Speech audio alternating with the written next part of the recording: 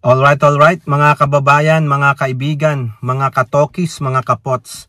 Kamusta po kayong lahat? And once again, welcome po dito sa ating mumunting channel, Simply Tokis Vlog. Tayo po ay magbibigay ng maiksing komento, opinyon at reaksyon sa mga mainit na usaping pang-politika sa ating bansa. Pag-usapan natin mga kababayan, no? Ito na naman po, walang tigil talaga.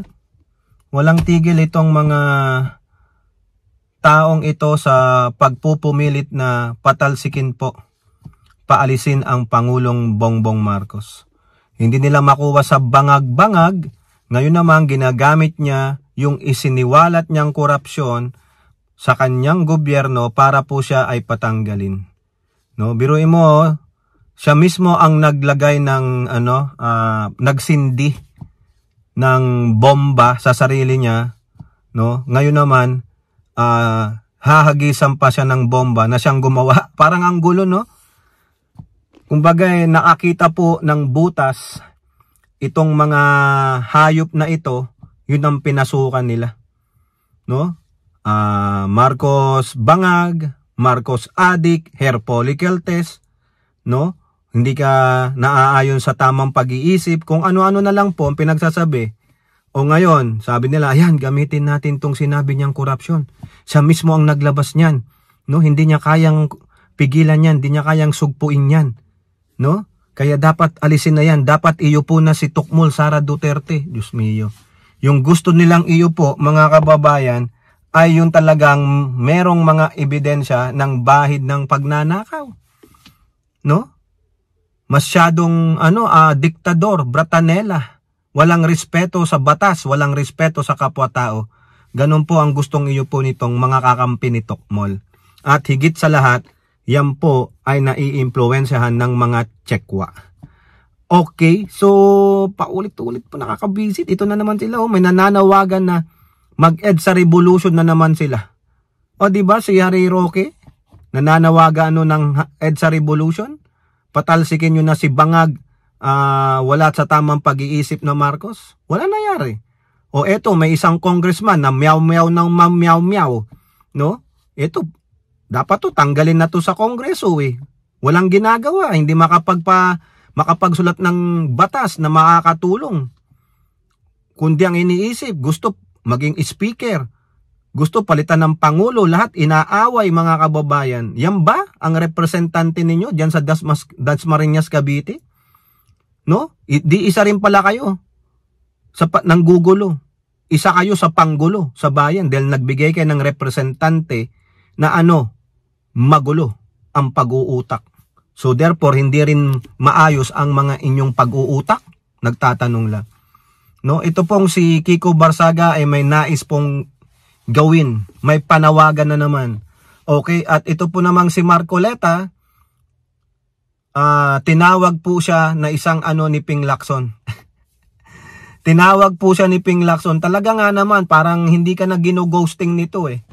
No? Talagang po ito, parang ang kay Marcoleta, isang manyak eh. No, biruin mo gawin mo to sa kapwa mo senador. Di ba? Nakakabastos. Parang paranoid na manyak si Marcoleta. Okay? O, yan po. Shout out po lahat sa inyo and may God bless us all. So, unahin natin itong si Kiko Barsaga. Hindi na natin gagalangin ito. Hindi naman to honorable. No? Wala akong pakialam kung congressman pa siya. Pero hindi siya kagalang-galang. Itong si Kiko Barsaga ay talagang tatanggalin po daw niya sa pwesto ang Pangulo. He will move heaven and earth just to bring down the Marcos administration. Kiko Barsaga calls for people power. O biruin mo yan ha. Yan po ang inyong mambabatas. Ganito na po kagago. Nag-evolve po ang mga mambabatas. No? Doon sa mambabatas nananawagan na mag-people power. So anong gagawin dyan ng mga nasa ethics committee? Kapwa nyo mambabatas nananawagan na ng pagpapabagsak sa gobyernong ito.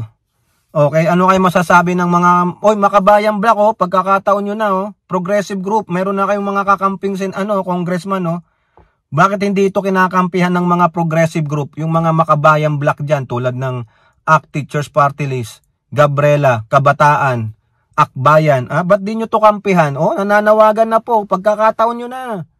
Marcos ang nasa upuan ngayon. Di ba mga anti-Marcos kayo? Kampihan nyo na to. Di ba? Dasmariñas Representative Barsaga, who claimed that the leadership of the House of Representatives is out to remove him as a lawmaker, called for the ouster of President Marcos. Bignoy mo? Ibig sabihin, gusto kang tanggalin ng Kongreso ang may kasalanan ng Pangulo? Ang balik ay ang Pangulo? Dapat di ba balikan mo yung Kongreso mismo? Bakit si Pangulong Marcos ang binabalikan ninyo?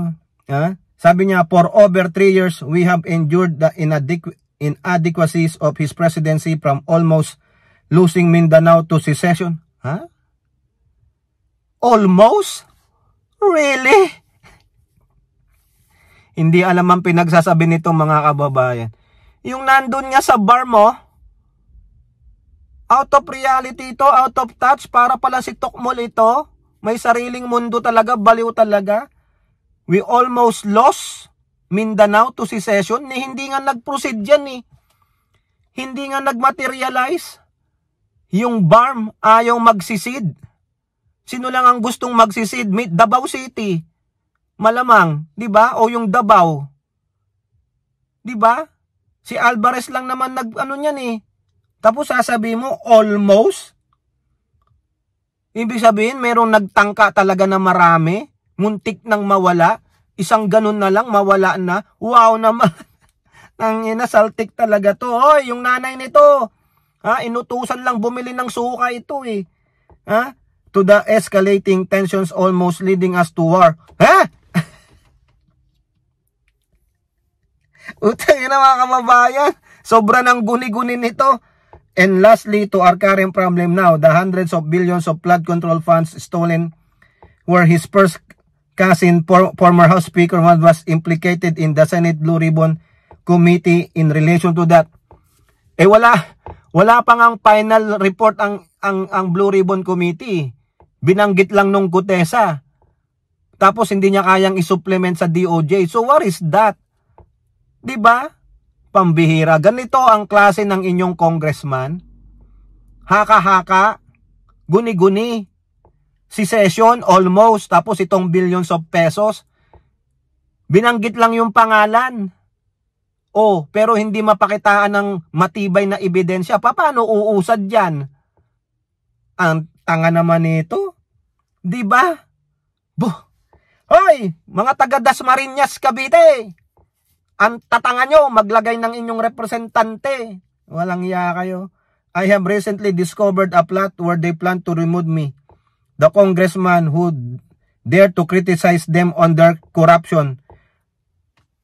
Buti sana maniniwala ako sa'yo sa corruption mo, ilabas mo yung mga ebidensya na kasi. Maglabas ka ng ebidensya. Ngayon, yung number one witness ninyo, nawawala Si Gutesa nasa napunta. Diba? From the House of Representatives through the Ethics Committee or through baseless accusations of crime. Naku, meron ba? Pinailang ka dahil sa mga pag-uugali mo. You are becoming of a legislator. Tanga talaga. Ito pa, that is why with the limited time I have, I will use the position granted to me by the people. Hoy, hindi kami bumoto sa'yo Tanda mo. Hindi ako taga Cavite, Dasmariñas. Yung mga tanga-tanga lang, mga taga Dasmariñas ang bumoto sa'yo. Kasama ang nanay mo na walang kwenta.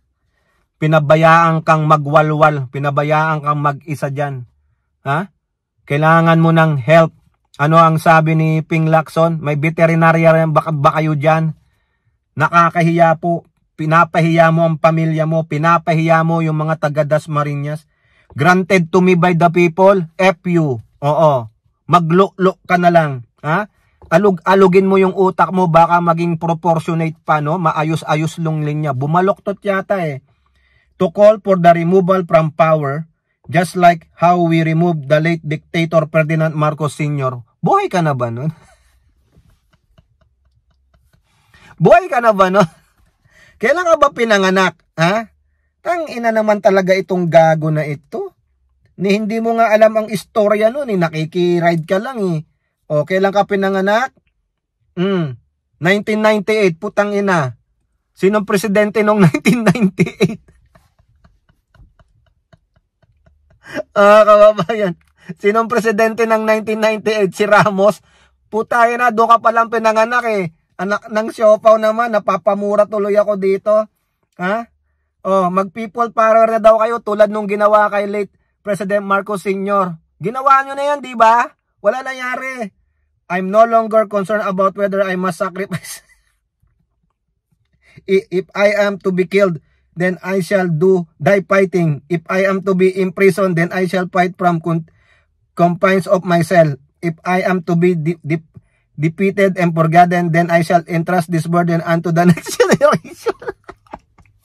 O tayo na mga kababayan. Please, pakitulungan po itong bata na ito. Napapraning po. Sobra na mga kababayan. Lumalala. Hindi nakatake ng meds mga kababayan. Pwede ba? Oy, asylum. Ito pa sabi niya, nananawagan siya sa AFP. Barsaga also accused Defense Secretary Gibot Teodoro of bringing our country closer and closer to war with China. I am uncertain of our future. Puta. Piling presidente mga kababayan. Presidente ng mga baliwang puta. But there is hope. AFP, PMP, and Philippine Reserve Forces, along with all the citizens who dream of a better future for our country and our descendants, join our call to invoke our democratic right to have our voices to be heard. Let us call upon people power and create a better Philippines that our children will be proud of. Starting October 12, we shall work towards freeing our beloved country from the hands of our greedy and corrupt. Long live the Philippines, long live the Filipino people.